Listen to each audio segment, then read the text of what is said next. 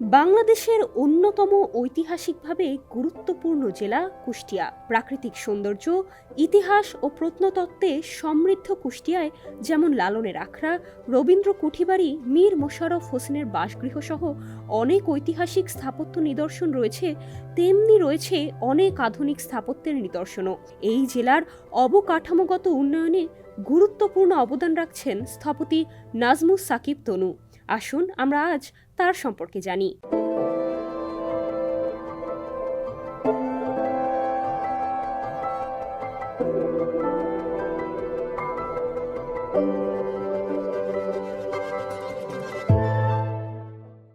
দর্শক, স্বাগত জানাচ্ছি ঢালাই special cement presents meet the এক্সপার্টে। পরিচিত হব কুষ্টিয়ার অবকাঠামোগত উন্নয়নে গুরুত্বপূর্ণ অবদান রাখা আর্কিটেক্ট নাজমুস সাকিব তনুর সঙ্গে। নাজমুস সাকিব তনু, সমকাল স্টুডিওতে আপনাকে স্বাগতম। অসংখ্য ধন্যবাদ নুসরাত। কেমন আছেন আপনি? হ্যাঁ, আমি ভালো আছি। আপনারা আশা করি ভালো আছেন। হ্যাঁ, আমিও ভালো আছি। নাজমুস সাকিব তনু, প্রথমেই আপনার সম্পর্কে একটু জানতে চাই যে আপনি আসলে আর্কিটেকচারে কেন আসলেন, বা কুষ্টিয়ায় আপনাকে এক্সপার্ট বলা হয়, আপনি কেন আপনার ফিল্ডে এক্সপার্ট, যদি আমাদের দর্শকদের জন্য একটু ব্যাখ্যা করতেন। স্থাপত্যে আমার মানে চান্স পাওয়া বা আশাটা এটা আসলে পূর্ব পরিকল্পিত না। হ্যাঁ, পরীক্ষা দিতে হয়, পরীক্ষা দিয়েছি, চান্স পেয়েছি, স্থাপত্যকে জানতে শিখেছি। এরপরে যখন স্থাপত্য পড়া শুরু করলাম, আমি খুলনা বিশ্ববিদ্যালয় থেকে স্থাপত্যে গ্রাজুয়েশন করি 2016 সালে, এবং এরপরে মাস্টার্স করি মানব বসতি বিজ্ঞানের উপরে খুলনা বিশ্ববিদ্যালয় থেকেই। এটা আর্কিটেকচার ডিপার্টমেন্টেরই একটা মাস্টার্স প্রোগ্রাম। তো যখন মানব বসতি বিজ্ঞান নিয়ে পড়লাম, তখন আসলে একজন আর্কিটেক্ট হিসাবে একটা সেটেলমেন্টে আমার ইম্প্যাক্ট সম্পর্কে আমি জানা শিখলাম, যে আমি কোন কোন জায়গায়, একটা সেটেলমেন্টের কোন কোন জায়গায় আমি প্রভাব ফেলতে পারি বা কোন কোন জায়গাকে আমি সার্ভ করতে পারি।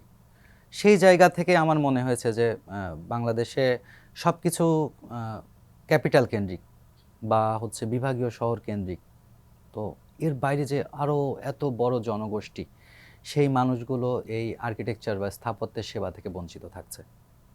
তো ওই জায়গা থেকেই আমার মনে হয়েছে যে আসলে আমাদের একটু রুটে যে কাজ করা উচিত। আচ্ছা, আপনার বিশেষ কিছু কাজের কথা শুনতে চাই বা অভিজ্ঞতার কথা শুনতে চাই। বিশেষ বলতে আমি কুষ্টিয়া শহরে অনেক টাইপের কাজ করি, যেমন রেসিডেন্সিয়াল অ্যাপার্টমেন্ট বিল্ডিং থেকে শুরু করে commercial complex, health care centre, labours dormitory, public sanitation এবং ওয়েস্ট ম্যানেজমেন্টের প্রজেক্ট। আচ্ছা, আপনার তো তাহলে অভিজ্ঞতা অনেক। সিমেন্টের ক্ষেত্রে বা এই যে উপকরণের ক্ষেত্রে আসলে আপনি কোন ধরনের প্রেফার করেন? এই যে ডিশাটার করা, দ্রুত কাজ শেষ করা, এটা আসলে আমরা খুবই মানে ভালোভাবে অ্যাকসেপ্ট করছি। কারণ একটা প্রজেক্ট আমরা ডিজাইন করতে 2 মাস 3 মাস 6 মাস সময় নিচ্ছি, কিন্তু সেটা কনস্ট্রাকশন করতে আমাদের 2 বছর 2.5 বছর সময় লেগে যাচ্ছে। জেলা শহরগুলোতে বিশেষ করে, যেখানে আপনার টেকনোলজি আসলে অতটা পৌঁছায়নি। আমি চাইলেই খুব রেডিমিক্স বা অন্য কিছু ব্যবহার করতে পারছি না, যেটা আমার খুব দ্রুত কনস্ট্রাকশনকে তুলে দেবে। সেই জায়গাটায় এই র্যাপিড হার্ডেনিং সিমেন্ট ঢালাই স্পেশাল যখন আসছে, তখন আমার প্রজেক্টের টাইমটাকে আমরা কমায় নিয়ে আসতে পারছি, এবং এটা ব্যবহার করে আসলে এটা একটা ভালো একটা ফুট স্টেপ কুষ্টিয়ার কনস্ট্রাকশনে। আচ্ছা, আপনার কাছে যদি জানতে চাই, নির্মাণের ক্ষেত্রে উপকরণগুলো আসলে কোনটা কতটা গুরুত্বপূর্ণ, বিশেষ করে যদি হচ্ছে সিমেন্টের কথা বলি, কতটা গুরুত্বপূর্ণ এই জিনিসগুলো? নির্মাণ উপকরণ মানে একটা বিল্ডিং এর একদম শুরু থেকে সিমেন্ট বালি রড থেকে শুরু করে একদম শেষ পর্যন্ত আমরা টাইলস ইনস্টল করছি, সুইচ বোর্ড লাগাচ্ছি, ইলেকট্রিক্যাল ইনস্টলমেন্ট করছি, প্রত্যেকটা জিনিস গুরুত্বপূর্ণ। হ্যাঁ, বাট মেজর যেটা যে সিমেন্ট আসলে একটা বন্ডিং এজেন্ট, এবং সবচেয়ে ব্যাপকভাবে ব্যবহৃত হয় সিমেন্ট। কেন? কারণ একটা প্রজেক্টের একদম শুরু থেকে টাইলস ইনস্টলেশন পর্যন্ত আমরা সিমেন্টের ব্যবহার করি। আচ্ছা, এই যে সিমেন্টের কথা বললেন, এই সিমেন্টে একটা স্পেশাল ফিচার আছে র্যাপিড হার্ডেনিং। তো এই র্যাপিড হার্ডেনিং ফিচারটা আসলে সিমেন্টের ক্ষেত্রে কতটা গুরুত্বপূর্ণ যদি জানতে চাই? র্যাপিড হার্ডেনিং ফিচার বলতে এখন যে পিসিসি সিমেন্টগুলো তৈরি হচ্ছে বর্তমানে গ্লোবালি ইউজ হচ্ছে, এখানে র্যাপিড হার্ডেনিং ফিচারকে খুব বড়ভাবে দেখা হচ্ছে, এই কারণে যে অন্যান্য সাধারণ সিমেন্ট বা ওপিসি সিমেন্টের চেয়ে পিসিসি সিমেন্টে আপনি যখন সিমেন্ট উৎপাদন করছেন, সেই জায়গাটায় কার্বন এমিশন তুলনামূলক অনেক কম। ইভেন একটা ওপিসি সিমেন্টে আপনার যখন বাজারে আসছে, সেটা যে প্রাইস, সেটা হচ্ছে একটা পিসিসি সিমেন্টের প্রাইসও কম পড়ছে। এবং নির্মাণ র্যাপিড হার্ডেনিং মানে দ্রুত জমাট বেঁধে যাচ্ছে, দ্রুত সেটাকে আমরা হচ্ছে ঢালাইয়ের ক্ষেত্রে যেমন ঢালাই দেওয়ার পরে আমরা ডিশাটার করতে পারছি, কনস্ট্রাকশনের সময় কমে আসছে। কনস্ট্রাকশনের সময় কমে আসলে কনস্ট্রাকশনের খরচ কমে আসছে। আচ্ছা, এই প্রকল্পগুলোর ক্ষেত্রে প্রজেক্টের ক্ষেত্রে সবচেয়ে চ্যালেঞ্জিং বিষয় কোনটা থাকে, আর এগুলো মোকাবিলা করেন কিভাবে? চ্যালেঞ্জিং বিষয় আমার কাছে যেটা মনে হয় যে একটা প্রকল্পের শুরু থেকে শেষ পর্যন্ত যতগুলো মানুষ এই প্রজেক্টের পেছনে কাজ করছেন, প্ল্যানার থেকে শুরু করে একদম এন্ড লেবার পর্যন্ত, যিনি বানাচ্ছেন, যিনি ম্যানেজমেন্ট করছেন, সবাই, এই প্রত্যেকটা মানুষকে একটা সুতোয় গাঁথা। প্রকল্পে আপনার যে কোনো ধরনের চ্যালেঞ্জ আসবে, অকারেন্স ঘটতে পারে, আপনার অ্যাক্সিডেন্ট হতে পারে, যে কোনো কিছু হবে, কিন্তু এই মানুষগুলো যদি এক সুতায় গাঁথা থাকে, সবাই হাতে হাত রেখে কাজ করতে পারে, তাহলে সে প্রকল্পের যে কোনো চ্যালেঞ্জ আমরা মোকাবেলা করতে পারি।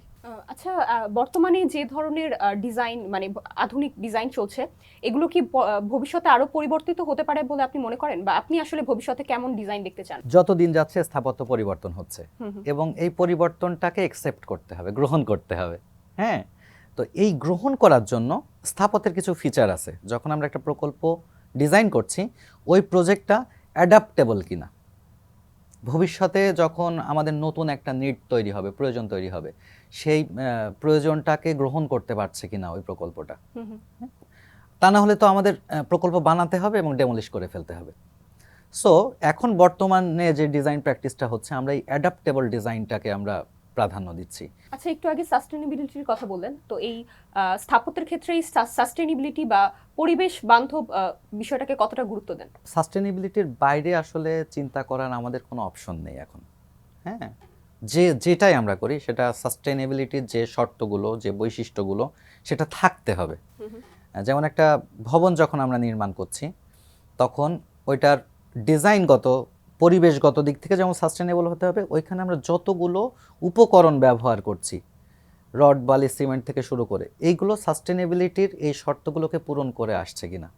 যেমন আপনি ঢালাই স্পেশাল সিমেন্টের কথাই আমরা বলি, এরা যখন সিমেন্ট তৈরি করছে, সাস্টেনেবিলিটির একটা গোলকে কিন্তু এরা অ্যাড্রেস করছে। কেমন? এরা যখন সিমেন্টটা উৎপাদন হচ্ছে, তখন লেস এনার্জি কনজিউম করছে, CO2 নিঃসরণ কমিয়ে নিয়ে আসছে, প্রজেক্টের বাজেটে একটা ইফেক্ট ফেলছে, প্রজেক্টের টাইম কনজিউম কমিয়ে নিয়ে আসছে। সো প্রত্যেকটা জায়গায় আসলে সাস্টেনেবিলিটি ইস্যুটা অ্যাড্রেস করার বিষয় আছে। সবশেষে তনু, দর্শকদের উদ্দেশ্যে যদি আপনি কিছু বলতে চান। দর্শকদের উদ্দেশ্যে বলতে গেলে, যখন আপনারা বাড়ি করছেন বা কোনো স্থাপনা তৈরি করছেন, সর্বপ্রথম অবশ্যই একজন এক্সপার্টের কাছে যাবেন। যে কোনো স্থাপনা তৈরির ক্ষেত্রে একজন স্থপতির কাছে গেলে সবচেয়ে ভালো হয়। সেই স্থপতি আপনাকে গাইডলাইন দেবে, আপনার প্রজেক্টের ফিজিবিলিটি অ্যানালাইসিস করবে, এবং প্রজেক্টের শুরু থেকে শেষ পর্যন্ত এটা আপনি কি কি উপকরণ দিয়ে বানাবেন, আপনি কোন প্রসেসে বানাবেন, আপনার বাজেটের কথা মাথায় রেখে টোটাল পরিকল্পনাটা করে আপনার একটা ভালো একটা রেজাল্ট দিতে পারবে একজন স্থপতি। আপনাকে অনেক ধন্যবাদ আজ সংকট স্টুডিওতে আমাদের সঙ্গে থাকার জন্য। অসংখ্য ধন্যবাদ আপনাকে নুসরাত, এবং অবশ্যই ধন্যবাদ সমকালকে এবং ঢালাই স্পেশাল সিমেন্ট, তারা যে আমাদেরকে এত সুন্দর একটা প্ল্যাটফর্ম দিয়েছেন এই কথাগুলো শেয়ার করার জন্য। দর্শক, এই ছিল ঢালাই special cement presents Samakal meet the এক্সপার্টের আজকের আয়োজন। নতুন কোনো আয়োজনে আপনাদের সঙ্গে আবার যুক্ত হব। সঙ্গে ছিলাম আমি নুসরাত জাহান। ভালো থাকুন, সুস্থ থাকুন, সমকালের সঙ্গেই থাকুন।